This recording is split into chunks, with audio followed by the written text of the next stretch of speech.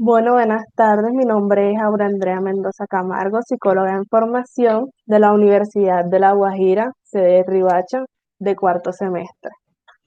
Y hoy nos encontramos con la psicóloga Aldina Marcela Vidal Palmesano.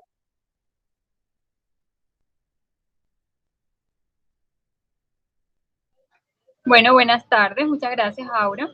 Como ya lo has dicho, mi nombre es Lina Marcela Vidal Palmesano, soy egresada de la Universidad Antonio Nariño, sede de Riohacha. En el día de Bueno, hoy, dime, continúe. en el día de hoy estoy aquí siendo invitada, soy una invitada de la estudiante en formación Aura, la cual ella me va a realizar unas preguntas acerca de lo que son los trastornos de personalidad. Entonces, estoy para escucharte y para poder responderte de manera adecuada en lo que necesites. Bueno, entonces empezaremos las preguntas con algo eh, general y algo del pasado también. En el caso de los psicólogos comunitarios, ¿cómo se intervienen en las comunidades que aún creen en los mitos? O sea, por ejemplo, puede ser ese mito en Grecia que decían de que la epilepsia era enviada por los dioses hacia los mortales como símbolo de castigo. ¿Cómo se intervendría en esas comunidades? ¿Cómo se intervenía? ¿Sí? Sí, Desde la parte de la psicología. sí, señora. Bueno, en ese entonces, cuando ya nos vamos a la parte de la mitología griega, de toda esa parte, nosotros nos encontramos con una serie de paradigmas que son, de pronto, si en algún momento una persona presentaba un desmayo o presentaba un delirio, esa persona era llamada que estaba poseída, podría ser posiblemente por algún espíritu, y en ningún momento ella se trataba de que tenía una enfermedad mental o que necesitaba ser tratada por la psicología, la psiquiatría, algún médico, que recibiera un tratamiento o medicinas. No, en ningún momento se intervenía en esas personas desde la psicología, sino que siempre era más que todo se iban a la parte espiritual, de que esa persona podría estar posiblemente poseída por algún demonio o alguna situación de esa índole, y nada que ver con lo que tiene que ver la ciencia en sí, la ciencia humana. Entonces, en ese caso, es muy difícil que la psicología pudiera intervenir para tratar a un paciente o una persona X que estuviera presentando algún tipo de este tipo de trastornos. Ya ahora, en la actualidad, en este siglo, en el siglo que nos encontramos, es que ya nosotros comenzamos a ver la psicología como una importancia, le estamos dando verdaderamente la importancia que tiene, cuáles son sus herramientas de trabajo y para qué sirve. Pero anteriormente era difícil intervenir a una persona que tuviera este tipo de trastorno.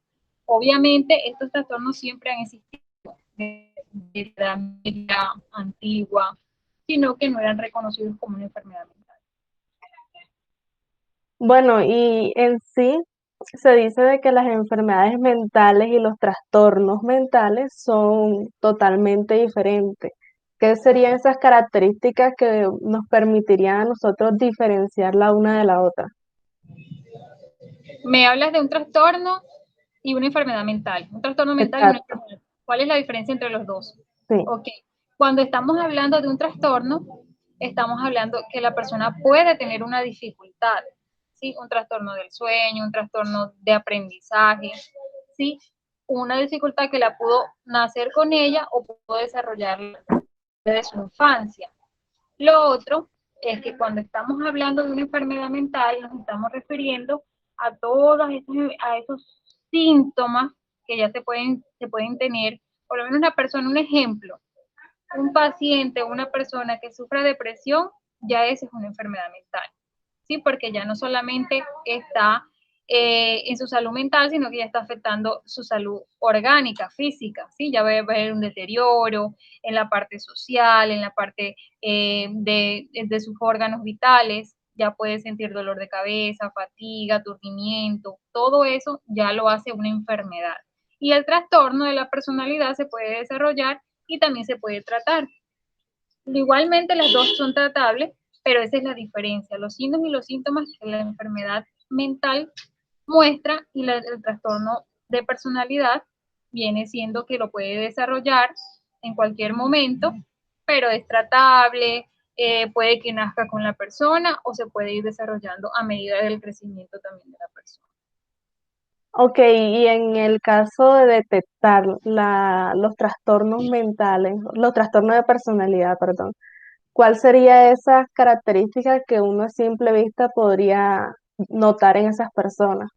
En los que tienen trastornos de personalidad. Sí.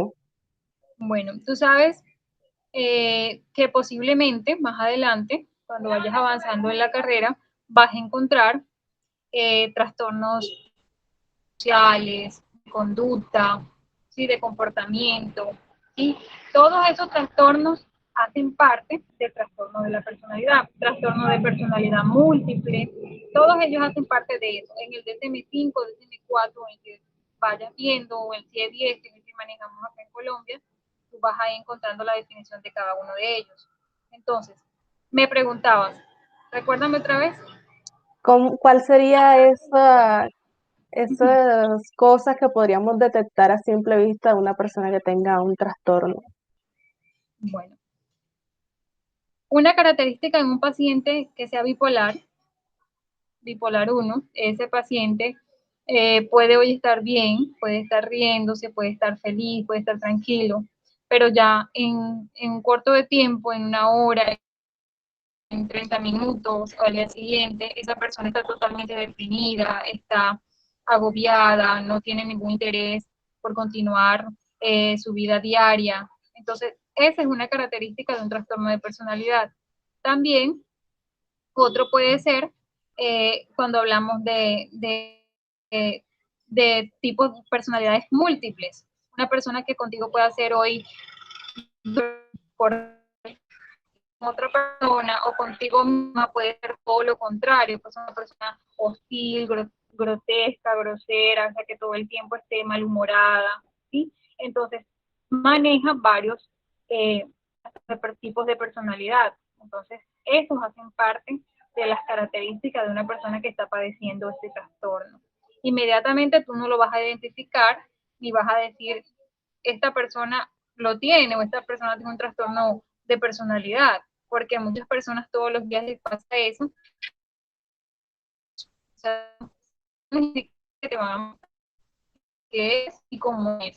Entonces, avanzar en esta impresión diagnóstica, pero tú necesitas, aparte de ello, hacerle una valoración, hacerle un examen mental, un examen para que tú puedas corroborar que esos comportamientos, esas conductas que está teniendo tu paciente, en realidad se basan en un trastorno de personalidad. Y cuando una persona tiene ya el trastorno detectado y todo eso, ¿cómo se le ve o cómo se le presenta el deterioro funcional a lo largo de su vida? Con los de personalidad, ¿cierto? ¿Sí? Sí, señor. Bueno, cuando estamos hablando de este tipo de pacientes o individuos que ya vienen con una historia, una enfermedad de base, una enfermedad mental, ellos, a pesar de que ya tienen ese trastorno, tú me hablas de cómo tratarlos, cuál sería su tratamiento. No, ¿cómo sería el deterioro que se ve en esa El persona? deterioro. Ah, ok. Bueno, Sí. ellos pueden tener, si estamos hablando de un trastorno de aprendizaje diferente al de personalidad, hay diferencias, vamos a cogerlos como ejemplo. Primero, la persona que tenga un trastorno de personalidad, vámonos con el ejemplo para que sea más clarito y lo puedas lo pueda comprender, es la parte de las personas bipolares. Ellos tienen ese trastorno, ¿verdad? De bipolaridad, tienen un cambio de personalidades, tienen un cambio de humor. Y eso, a medida que va pasando el tiempo, eso se va convirtiendo en otros problemas, porque entonces esas personas comienzan a inventarse historias de vida, o sea, de su propia vida, ellos inventan una historia que es diferente a lo que está pasando. Los factores externos en su ambiente donde ellos se relacionan, ya sea amistades, círculo de familia, amistad amorosa, si ellos no reciben lo que ellos quieren recibir de las personas que están a su alrededor, ellos pueden también caer en otros tipos de enfermedades mentales, como lo es la depresión, la ansiedad, y eso puede llevar a la persona a sentirse deprimida. Y una persona que sufre de bipolaridad, que es un trastorno de la personalidad, y aparte de eso, pueda llegar a tener una depresión a causa de los factores externos, como las personas con las que se relaciona, que de pronto no están de acuerdo con lo que esa persona hace, o le dicen que debe cambiar o que debe hacer, y ellos no lo toman bien, eso ya va a estar deteriorando no solamente su salud mental, sino su salud física, sus relaciones sociales, interpersonales con las demás personas, porque entonces, por ejemplo, otro ejemplo, ahí seguido, si tú tienes un paciente y tu paciente es una joven de 20 años, estudiante en la universidad tal, esa paciente tiene un novio, entonces resulta que ese novio le dice a ella que van a terminar la relación porque ella está teniendo comportamientos que a él no le gustan, que hace un tiempo ha venido comportándose de una manera que él no está de acuerdo y siempre se lo ha dicho y ella no mejora. Entonces, esa paciente, esa persona con ese tipo de trastorno de personalidad puede llegar a caer en una depresión, y esa depresión puede llevarla a ella a un aislamiento, puede perder sus clases, puede dejar de comer, y todo eso le va a ocasionar como que unas ganas de poder suicidarse. Entonces todo eso es algo degenerativo y que la va a enfermar, tanto física como emocionalmente, mentalmente. Esas son las consecuencias que va a deteriorar una persona con un trastorno de personalidad. Bueno, ya sabemos que los trastornos son crónicos y surgiendo desde la niñez y se mantienen en la adultez, pero ¿será de que la familia, esencialmente los padres, afectan en la creación o el aumento de esos trastornos? Sí, sí, se puede decir que sí, porque como bien lo has dicho, estos trastornos son crónicos y vienen desde tu infancia, de la infancia de la persona, ellos van creciendo, y si no son tratados, si no hay un apoyo familiar, si no hay una red de apoyo eh, de la familia, de los padres de este paciente, esa persona se va a agravar más. Entonces, es muy importante y fundamental esa red de apoyo. Yo creo que si hay una red de apoyo familiar, el paciente puede, así tenga un trastorno como es la bipolaridad o otro tipo de trastorno de personalidad, puede continuar una vida tranquila, apta para la sociedad, que pueda trabajar, que pueda relacionarse siempre y cuando esta persona esté medicada, esté controlada, ¿sí? Y tenga esa parte afectiva, porque sin embargo, o sea, valga la redundancia, decir que no solamente por la parte de la psicología, cuando hay este tipo de trastornos, nosotros como psicólogos podemos dar tratamiento y por medio de terapias habladas, de ejercicios, cambio de conducta, con desarrollo, trabajando el área cognitiva conductual, no, sino que se necesita también que vaya acompañado de la psiquiatría, que es quien medica. Entonces, ahí este tipo de trastornos en estas personas sería complementado, y también por la parte familiar. Entonces, si no hay esa red de apoyo, sí sería totalmente un problema. Pero en sí, ¿cómo seríamos nosotros ese apoyo, siendo la familia una persona que tenga algún trastorno? ¿Qué Okay. deberíamos hacer para ayudarlo? Hay que ser más tolerante, hay que tener como más paciencia, hay que estudiar mucho, educarse sobre este tipo de diagnósticos que se le pueda dar a un padre un padre de un niño, una persona, un adolescente, un joven que esté padeciendo de esto. Es muy importante que haya como una comprensión y también una adaptación, asimilar el proceso, el problema, lo que viene, educarse mucho sobre el trastorno. Yo creo que si hay educación sobre el trastorno, información, es más fácil conllevarlo todo y poder brindar las herramientas necesarias para la persona que en realidad lo esté necesitando. Bueno, ya sabemos de que nosotros como psicólogos, mediante la comunicación verbal y no verbal, eh, vemos las características de la personalidad de todas las personas, ¿cierto? Pero ¿cuál sería el objetivo principal que nosotros debemos llevar ante esas entrevistas que diríamos, tenemos que cumplir este objetivo con esta persona para que sea de manera fluida o tengamos un diagnóstico más claro?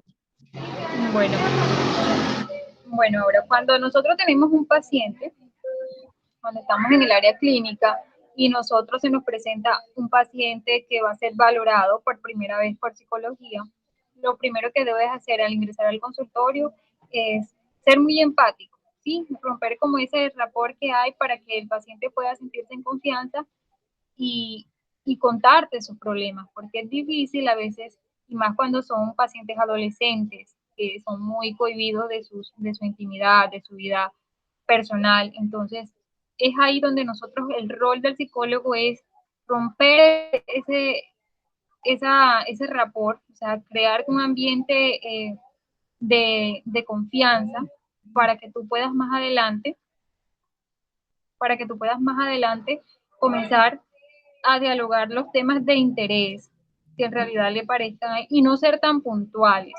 O sea, no llegar y hacer preguntas cerradas, sino puedes colocar para iniciar una terapia, una sesión, una valoración, si puedes colocar un ejemplo o puedes hablar de cómo está el día, de cómo amaneció hoy, de bonito el ambiente, cómo se siente.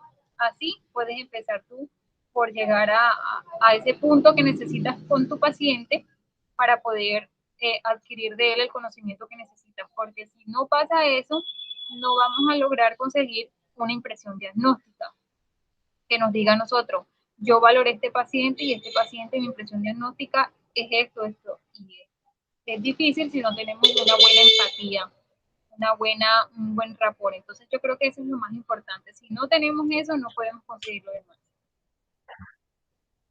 Bueno, y al momento de elegir o diseñar una prueba psicodiagnóstica, ¿cuál sería esa señal que el paciente nos daría de manera involuntaria para nosotros decidir es el momento de aplicar una prueba para tener certeza de lo que está pasando? Para tener un grado de confidencialidad. Muy bien. Bueno, a veces nosotros pasamos de una sesión a dos, a tres, hasta cuatro sesiones donde estamos solamente en terapias habladas, donde estamos dialogando, estamos adquiriendo información acerca de nuestro paciente. Es normal, yo como psicóloga lo recomiendo que siempre lo hagan porque es como lo más esencial cuando estás iniciando con un paciente. Ya después de tres o cuatro sesiones habladas, tú no has conseguido nada, el paciente está todo el tiempo hostil, no habla, no hay una comunicación asertiva, entonces es necesario que tú puedas aplicar una batería de pruebas. Te puedes basar, perdón, en un test o en varios test de proyectivos o de personalidad, dependiendo del motivo de consulta del paciente. Y con ese test, tú aplicas uno o dos test que vayan de la mano, que todos puedan arrojarte un grado de información que tú necesitas. Al final de la interpretación, tú vas a corroborar, ellos te van a ayudar a sacar lo que el paciente no te ha dicho. Y con lo que tú has podido hablar con él, tú vas a sacar esa impresión diagnóstica. Y de ahí te vas a basar para poder continuar con el tratamiento de las terapias. Eso va a ser muy fundamental. Y en el momento de que uno está realizando esa entrevista, ¿cuál sería, como por decirlo así, el peor error que nosotros como psicólogos cometeríamos delante del paciente? Que cómo sesgaría la entrevista. Bueno, eh, puede ser que le juzgues, que le digas, ¿y por qué hiciste tal cosa si pudiste haber hecho esto? O a todo el mundo le pasa, ¿sí? Entonces ese tipo de preguntas o de respuestas que el profesional de psicología le brinda al paciente son totalmente erradas y el paciente se va a cerrar, se va a decir, yo, ¿qué vine a hacer acá entonces si me están juzgando? Si yo vine a buscar supuestamente una orientación y me están diciendo que yo por qué más bien hice lo que me pasó. Entonces yo creo que ese tipo de preguntas jamás se deben hacer. Entonces, más que todo, como te decía, para romper para llegar a esa confianza y romper el hielo, puede ser que comiences hablando de algo muy cotidiano. Un ejemplo, tú eres mi paciente, y tú llegas a mi consultorio y yo qué puedo hacer, yo te puedo decir, no te conozco, tú no me conoces, solamente sabes que te va a tratar una psicóloga, que tienes una cita a tal hora, tú llegas. Yo lo primero que puedo hacer para sentir que te sientas en confianza es preguntarte cómo te sientes el día de hoy, cómo estás, ¿sí? Te paso adelante, te brindo una silla, ¿sí?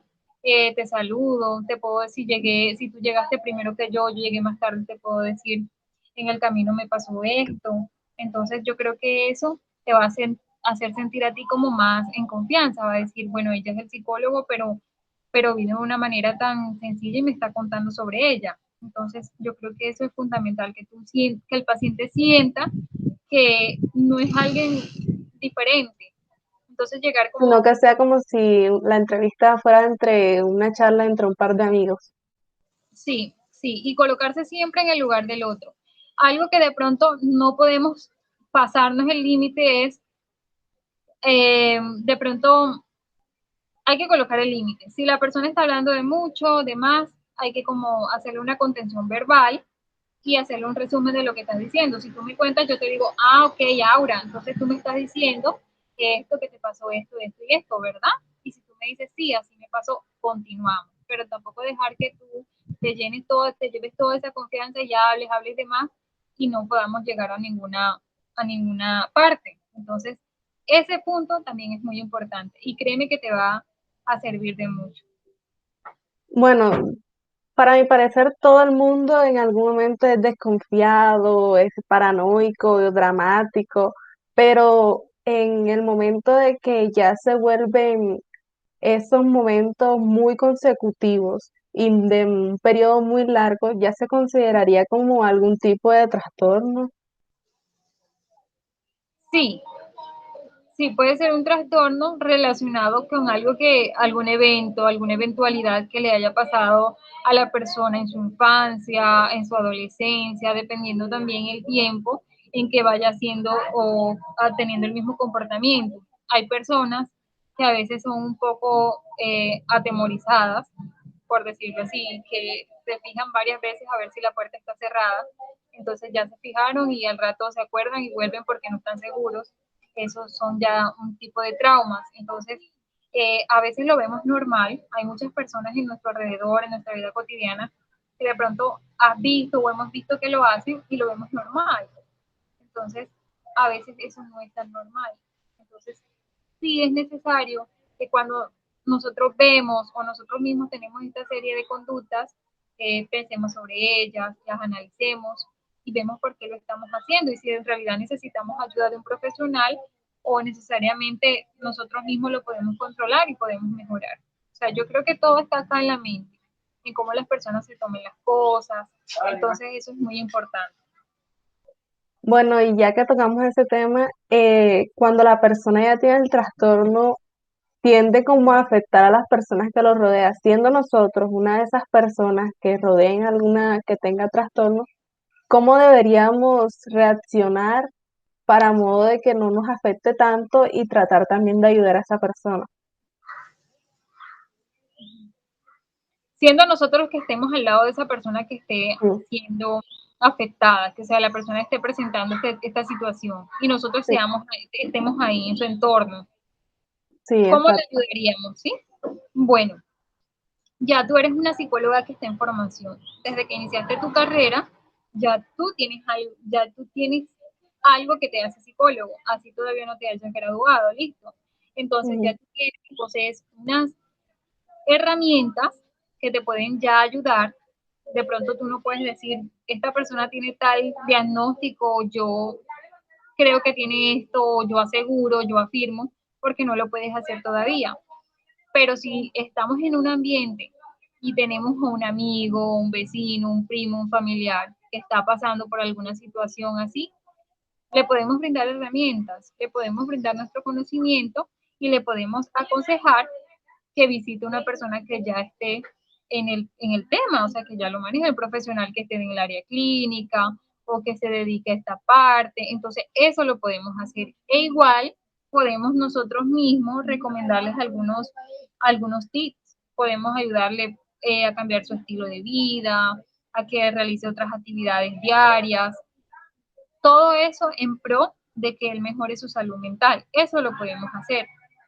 Yo como psicóloga ya graduada y con la experiencia que he tenido en el área clínica, yo podría hacerlo en este momento.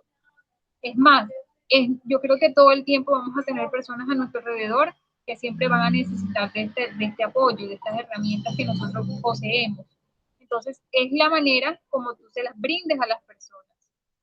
Si son personas muy cercanas a ti, de pronto un hermano o tu mamá o personas así, va a ser más difícil porque van a decir, no, pero ¿por qué tú? Porque yo no tengo nada, solamente porque tú estudias la psicología, crees que las demás personas tienen todos problemas. Muchas veces pasa eso.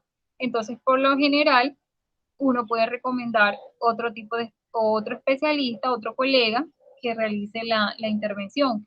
Pero si es algo muy sencillo, si es algo muy básico, lo podemos manejar nosotros mismos, solamente con brindarle a la persona unas herramientas para que pueda continuar y mejorar su estilo de vida. Exacto, ahora que dice usted eso, yo por ejemplo empecé a estudiar psicología porque yo dije, no, de pronto alguien en mi familia, quizás yo pueda tener en algún momento algún problema mental y en mi familia no hay nadie que estudie psicología, ¿cómo podría yo ayudarlo? Entonces, bueno, me metí en todo el tema de estudiarlo, me gustó y empecé la carrera. Pero ¿en qué momento uno puede identificar cuándo puede ayudar a la familia y cuándo ya uno dice, no, aquí lo tiene que tratar otra persona porque ya conmigo no se van a sentir lo suficientemente cómodos? Bueno, cuando ya nosotros nos damos cuenta ahora de que eso pasa, eh, nosotros lo que podemos hacer es mirar, o sea, tú haces un estudio hasta ver dónde puedes llegar. Eso es muy bueno que lo hagas, que siempre lo estés realizando y que no pases los límites y no se te vaya a convertir en vez de una solución en un problema. Entonces, retomando lo que te decía de que si es un familiar, tú me cuentas una historia de que iniciaste tus estudios como psicóloga porque en tu familia no hay otras personas que hayan estudiado o que estén estudiando psicología y tú lo viste como una manera de ayudar, de colaborar en caso de que alguno presente alguna dificultad en su salud mental. Eso está muy bien, te felicito por eso, pero a veces nosotros mismos como familiares no podemos hacer mucho por nuestra propia familia estudiando esta carrera. Lo que hacemos es que brindamos el apoyo y siempre facilitamos a nuestros seres queridos el servicio de un colega o como ya estás en el medio, ya comienzas a relacionarte con personas que estudiaron lo mismo que tú y son tus colegas, conocidos y ellos te pueden brindar el apoyo, ellos te pueden brindar como esa orientación a tu familiar, te le pueden realizar la intervención. Pero como te decía, tú puedes brindar herramientas que ellos se les pueda facilitar y hacerles la vida mejor. Bueno, y ya como para terminar, ¿cuál sería ese trastorno que usted diga, no, este es el más difícil que para tratar, para llevar, y cuál sería el más, no, el más llevadero, el más fácil? Bueno, un trastorno a lo largo de lo que yo he experimentado con mis pacientes, bueno, a mí la depresión me parece uno de las enfermedades mentales más difíciles que pueden haber. La depresión es algo que si la persona no busca ayuda, no trata de motivarse por sí misma, por encontrar un motivo que lo ayude a seguir viviendo, es muy complejo, es muy difícil. Yo creo que ese sería para mí el más difícil que hasta el momento he podido tratar. Gracias a Dios, hasta el momento no he tenido ningún paciente que esté en un trastorno de depresión mayor, sino que todos han sido leves y se han podido controlar y mejorar, pero ese es uno de los trastornos, una de las causas de suicidio más grande que tiene la tasa de suicidio viene relacionada con la depresión en nuestro país. Y es difícil, yo creo que todos los colombianos en algún momento hemos vivido un tipo de depresión, pero hay algunos que nos quedamos ahí en esa depresión y eso se nos convierte en algo tan fuerte que nos controla la vida y es difícil hasta para el propio psicólogo ayudar, orientar a esa persona para que pueda salir de esa oscuridad donde se encuentra. Bueno, yo creo que ya esto sería todo. Muchas gracias por prestarme su tiempo para resolver estas dudas. Bueno, ahora a ti, muchas gracias por brindarme el espacio y la confianza de realizarlo conmigo. Espero que te vaya muy bien. Gracias. Bueno, chaito.